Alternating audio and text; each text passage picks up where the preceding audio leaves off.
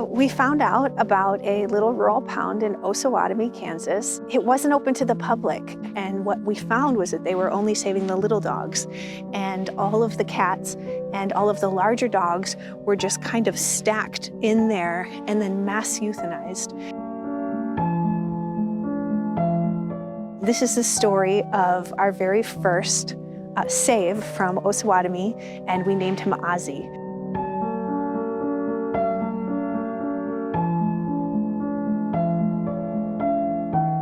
So about 4 years ago, I was at home and I got a phone call from Jen, and she sounded fairly frantic.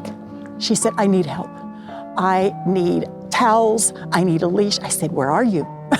What are you doing?" She said, we've got a dog from the pound. He's really sick. We don't know what's wrong with him. We're at the vet. Hello, my name is Diana Weaver. I am the fur mama of the first Osawatomie Pound Pool, Ozzie. I met Ozzie Memorial Day weekend of 2019. He had just been pulled by Jen. They had just found out about this pound, as a matter of fact. No one really knew about it. And they came out to see if there was anything they could do to help from a rescue standpoint. And Ozzie was the first dog that they pulled. He was a senior. He was a collie mix. I wish I would have done his DNA, but I didn't. But he had a lot of collie in him, probably a Sheltie.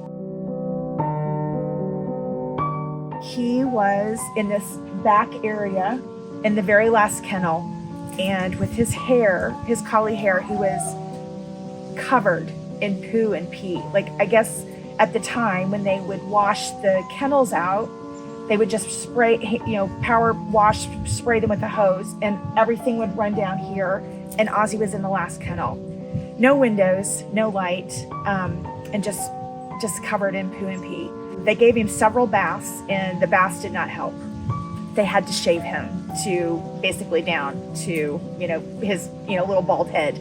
At the time, I just was fostering, thinking, I wasn't quite ready to adopt because I had just lost my dog of 14 and a half years.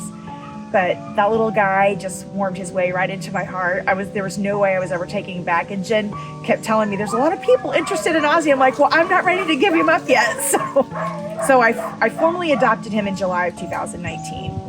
That same week, we were out here and did a cleaning of the facility for the first time. It was when we first kind of started engaging with the pound to work with them. And at that time, I'd never been out here. And Jen took me back to the kennel where Ozzie had lived for 6 months.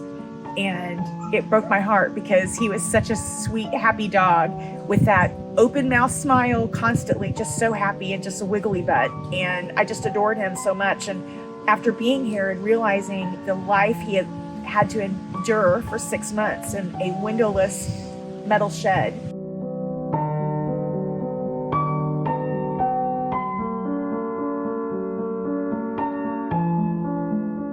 as of November 28th, 2023, we just recently purchased the pound from the city. So it is no longer a pound.